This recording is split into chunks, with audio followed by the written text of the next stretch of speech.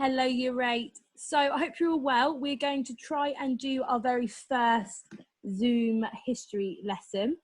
Okay, so what we're going to do today is look at the very first lesson in your class charts, home learning booklet that hopefully you've all seen by now. Obviously, you've moved on to a new topic. We're going to move into World War II. Last time you had looked at a lot of World War I. Unfortunately, we didn't get to finish it, but hopefully you've managed to do that at home. So with a piece of paper in front of you, because it's really important you keep up your writing. Okay, well off. I would like you to put down the learning question, who were the Nazis, okay? And our push learning question, so for those that would really like to stretch their brains, okay, is you should be thinking about how legitimate was Hitler's power. If we look at that word legitimate, okay, we are thinking about how, sort of how approved, how good was it something that was done with the approval of, you know, Parliament and the people, okay, or was it something that was done without anyone agreeing it, okay? And that's what we think about the word with the legitimate. So you'll do it now that you should be hopefully getting on with as I'm talking, okay? It should be looking at the pictures, okay, on the screen, creating a mind map, okay? And I would like to think about what you already know about them. Okay, these are the most infamous political groups in history. Okay, I'm sure you've studied them at different points. I'm sure you've got some knowledge about them. So I'd like you to be making some quick bullet points from key Nazi names to terrible tragic events that you might know, the dates of the Second World War if you know that. Okay, so anything at all, I'd like you to pop it all down. Okay, and if you can, think about who was the leader, okay, and can you think of any particular groups the Nazis were very known in history to have hated, okay, they persecuted them. So I'm going to give you a moment to be thinking about that before we move on.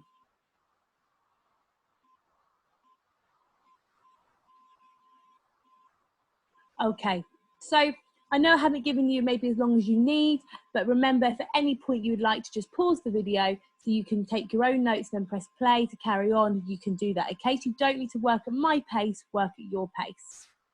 Okay, so hopefully by looking at these images, you would have remembered things like Adolf Hitler, you would have remembered things like the Hitler Youth or how the Nazis controlled their people in Germany, and thought about things like the Holocaust and the hatred towards the Jewish people that the Nazis were very renowned for. Okay, so these are just some ideas that we are going to build on as we go through this topic. So, the Nazi Party, how it all began. In 1933, Adolf Hitler became the Chancellor of Germany, okay? Hitler had served as a soldier in the First World War. So in 1933, Hitler has come in to political power. He's become their Chancellor. Hitler felt betrayed by something called the Treaty of Versailles. Now, this, and he blamed the Jews and the previous government for signing it in 1918. Now, the Treaty of Versailles, okay, was the peace treaty that was signed at the end of the First World War. Okay, when Germany lost, they had to sign this treaty to agree to the terms of other countries that they'd fought against. So this treaty had four main aspects to it, which we're going to look at very quickly. So Germany must accept all the blame for the First World War. Now, you have looked at ideas to do with militarism, imperialism, you've looked at lots of different other countries that had a part to play in the First World War, but Germany had to accept all the blame. They had to agree to pay back £6.6 billion, okay, which was known as the reparation payments. Now, Germany only paid off this debt in 2010, year 8, okay? So they were still paying it in 2010, which is not a very long time ago. Thirdly, they had to reduce their armed forces to only 100,000 men. So this meant, obviously, they probably wouldn't be able to protect themselves against other countries that would have 3-4 times the size of the army of this, okay? And they were only allowed 6 battleships, so 6 Navy ships, all right? So they had to really reduce their size of their army so they weren't seen as a threat anymore to any other countries. And finally, Germany had to lose a lot of its territory. Now, territory means land, so a lot of land around it, okay, so like near France, was taken over by France. So Germany shrunk a little bit. So these are really, really important sort of treaties and really important sort of conditions that a lot of historians say were really the sort of grassroots, the foundations to where the Second World War kind of came from. This is where Hitler's hatred started to come. Okay, and a really easy way to remember this, as you can see the little brat doll that I've placed down here, is Brat. Now, I don't know if anyone remembers anything about brat dolls, okay? I don't know if they're a bit before your time, but they were these big dolls with massive heads, okay? So, easy way to remember it is blame, reparations, armed forces, territory. So, if you ever have to think about anything to Treaty of Versailles, they are the four key terms you must remember. Now, Hitler, as we've already said, he felt very stabbed in the back. Hopefully by this picture that I've just put up, you can see, okay, there is a German soldier there with his gun, okay, and he is being stabbed in the back by what is meant to be represented Jewish person. You can see that because they've got a Star of David on their hat, which is a Jewish religious sign. And also, unfortunately, Jewish people were characterized because of their heritage, okay, for having like very big noses and dark hair, okay? So Hitler felt that the Jewish people and the government that had signed this treaty had stabbed him and Germany in the back, and he was very angry, okay? So was a lot of the German people. Now, I'm going to give you a moment because I'd like you to write this question on your bit of paper or in your book, how you're writing this, okay? Now, it is in the homework booklet as well if you're doing it that way, so it's completely up to you. But do you think the Treaty of Versailles was fair? And you must explain this in full sentences and give specific examples of to what the treaty included. So I'd like you to, weigh up the options. Think about your past knowledge about what do you know about the Kaiser Wilhelm and Weltpolitik, imperialism, militarism, yeah? Do you think Germany were all to blame? Do you think they should have paid all the debt? Do you think they should have such a small amount of men? Weigh it up, okay? I want you to do that. And if you fly through that and think, I'm super duper at this topic, great historian, there's an extension task there for you to be thinking about, which is, do you think the Treaty of Versailles led to the Second World War? Now, I'm not going to actually stop, obviously, the video for too long, but if you'd like to pause at this point, it'd probably be great, okay? And I would love for you to send these answers in to me, and I'd happily mark them and get them all back to you, okay? So making sure that you're giving yourself time to do that, okay? It's a really good question, so make sure you're going to do it. So, Adolf Hitler was recovering from a gas attack in hospital when he heard about the end of the war. Hitler was furious and wanted to make Germany great again. Hopefully from our First World War unit, you're remembering the different gases that we used. Okay, remember you had a mustard gas, which affected the sort of blindness and the irritation of the eyes. Okay, and you also had the chlorine gas that was often used. Remember that made people's lungs fill with water and you'd essentially drown from the inside out. So it was a really horrible experience, and Hitler had gone temporarily blind, okay, from a gas attack he'd received in the trenches. He soon became the leader of the Nazi Party, or the National Socialist German Workers' Party. That's what it stands for, okay? And after that, he became Führer. Now, this is a word that describes the supreme leader for life. So he became the supreme leader of Germany, okay? He was the absolute power. Hopefully, you've got some notes and some really good information so far on how Hitler came to power and the sort of platform he had to be able to do that. Now we're going to watch a very quick video. Hopefully it will show on your screen as easy as it showed on mine, okay, to sort of summarize the events of the Treaty of Versailles. Paris, spring 1919. Europe had just lived through the devastation of the First World War, and the French people welcomed the men who helped them win victory. At the peace conference at Versailles, just outside Paris, the most powerful of the victorious nations were represented by Woodrow Wilson, President of the USA, Clemenceau, President of France, and Lloyd George, Prime Minister of Britain.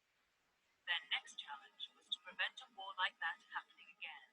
They would have to move fast. Parts of France and Belgium had been devastated by 4 years of war. Much of Europe was in chaos.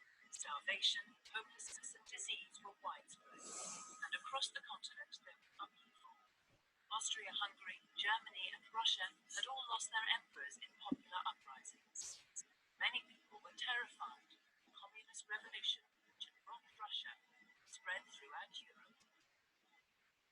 Versailles in 1919, each of the peacemakers had his own wish list for the conference.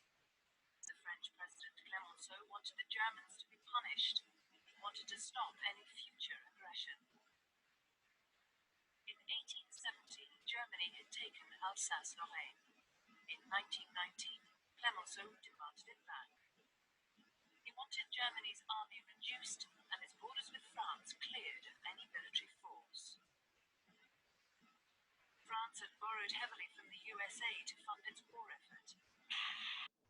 To pay back that money and to compensate them for the country's destruction, Clemenceau demanded reparations from Germany. He was determined to weaken the German economy. US President Woodrow was an idealist, big ideas achieving world peace. Wilson didn't believe that the president wanted. He believed empire was central to the 14-point proposal, which had been published before the end of the war. The idea that European nations should be governed democratically. That way, leaders would have the peaceful wishes of the old empires contained many different ethnic groups. Wilson proposed that those groups should govern themselves. Self-determination, though understanding of the complex ethnic rhythms of Europe was limited. Wilson's other button was secret diplomacy. He believed this encouraged the conspiracy understanding the need to. His idea for a League of Nations to try and solve disputes between countries fairly and openly. The US president didn't want to punish Germany too harshly, in case it might revenge and start another war. Britain's Prime Minister Lloyd George had his own agenda too. Britain had lost 1 million soldiers as well, and the British people needed someone to blame for starting. And like France, Britain had borrowed heavily to finance its war and wanted Germany to pay. Lloyd George had just won the general election in November 1918 by appealing to leaders. Finally, they needed treatment for Germany. Before the war, it had been the second biggest trading partner. It was in Britain's interest for Germany to get back on good economic footing as soon as possible and start trading again. Germany's large navy was another matter. It might still threaten the British Empire. So did the German colonies. Britain wanted its navy cut down to size and the colonies taken out of German control. In the end, each of the peacemakers had to give way to some of their demands. The compromise they eventually agreed became the Treaty of Versailles. Okay, so hopefully you heard that video. If you didn't, I'll make sure the link is also published so you can watch it. If it wasn't very clear, I'm not sure how it will come up. But the idea was that you had three main world leaders there. You had the British leader, the American leader, and the French leader, okay, who all wanted to treat Germany very differently, okay? So, you know, you can investigate this further if you would like, but the main overheadings of it is you've Britain, who are trying to be sort of the middleman and not trying to be too harsh, but also understand that, you know, Germany needs to pay for what they've done and their people are angry. You've got France, who are very, very angry at their, you know, most of the fighting took place in France. Their whole country's in complete ruin. Okay, they want Germany to pay heavily. And then you've got America, who joined the war a lot later on. They obviously are a lot further away, so didn't sustain the same sort of damages that France in particular and to an extent Britain did. Okay, so they're the least angry, and they don't want Germany to want revenge in the future, so they want to be reasonably lenient. But however, we know from what we just learned about the Treaty of Versailles, it did come out quite harsh. So what were Hitler's key ideas? So we're going to have a quick look at the ideas that Hitler brought, okay, with him as the Führer of Germany. So his first one, you should be taking hopefully notes. Remember, you can pause it and slow it down if you need to, is Lebensraum, okay? So Lebensraum is the idea that German people needed more living space, okay, to allow the nation to expand, all right? So Hitler thinks that they need to expand their nation, they need more space to do that. The Treaty of Versailles, which obviously we know in a bit more detail, okay? Hitler believes this should be abolished and the army should be built up and be strong again. 3, there should be a single strong leader. No voting should happen, okay? We will have power. Germany will not be a weak democracy, okay? And a democracy, remember, is something that we live in, and it is a country that is run very fairly. The leaders vote into power, okay? You don't have things like sort of newspapers that are banned, you have freedom of speech, you have your ability to vote, all of those things, okay? And Hitler refused to have any of that. He wanted to control all aspects of people's lives, okay, and be something called a dictator. Hitler believed in something called an Aryan race. Now, this is a superior, okay, race. He believed that all other humans, okay, or other races are subhumans, okay, and therefore inferior. So Aryans were Hitler's perfect idea of humans, okay, and they had blonde hair, they were tall, they were slim, and they had blue eyes. All right, so they're the first of his 4 policies and idea. And remember, you can pause this to pop these down on your sheet as we're going through it. You then have something called autarky. Now, this is the idea the German economy, okay, remember economy means a country's money, how much money they have, should be self-sufficient. That means independent. So Germany shouldn't rely on anyone else for help. They should be able to grow their own food. They should be able to create all their own goods, okay, be it oil, be it makeup, be it food, anything like that. Germany does not want to rely on any other country for anything. It wants to be completely self-sufficient, okay? And this is one of Hitler's main ideas. Hitler also had a great fear of, number 1, the Jewish people, okay, who he blamed for a lot of Germany's problems, okay, but also a group of people called the communists. Now, this is the idea, the communists are a political group of people who do not believe in the idea of the rich or the poor. They think everybody should earn the same amount and be treated the same. So, for instance, an example, you might have a binman that earns the same as a footballer. Yeah, they believe that the whole wealth of the nation should be shared equally, okay? And Hitler felt these 2 groups should be completely destroyed. He then had his final policy, okay, called Lebensborn. Now, this means that all women, okay, should not work and they should just have as many babies as possible to strengthen the German army. So all the women who had been doctors or lecturers or teachers or had done anything like that all had to leave their jobs, okay? They had to become wives and they had to create as many children for Hitler's army as possible. And Hitler actually, okay, started to give medals out for those women and those families that could produce, say, 8 children. You'd get a gold medal and you get, you know, a big reward from it, okay? And it was an amazing thing.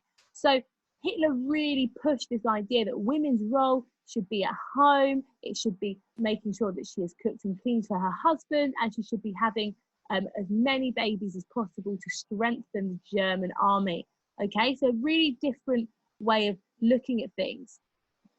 Now, your task that you're going to do is complete the table underneath by grouping Hitler's main policies. Okay, so the 7 policies we've just looked at, I would like you to put them under good Nazi policies, evil Nazi policies, and impractical Nazi policies. Remember, impractical means something which just can't be done because it's out of your control. Okay, so as I said, this is all in the homework booklet if you're working off that, or you can be drawing this table on your piece of paper. But I do think it's really important you're trying to write where you can, because that's a skill that you're going to need to carry through with whenever we go back to school. Now, I'm not going to wait too long. I'm going to pause for a moment, but I suggest you pause the video here so you can do this on your own, and then we'll go through the answers, okay?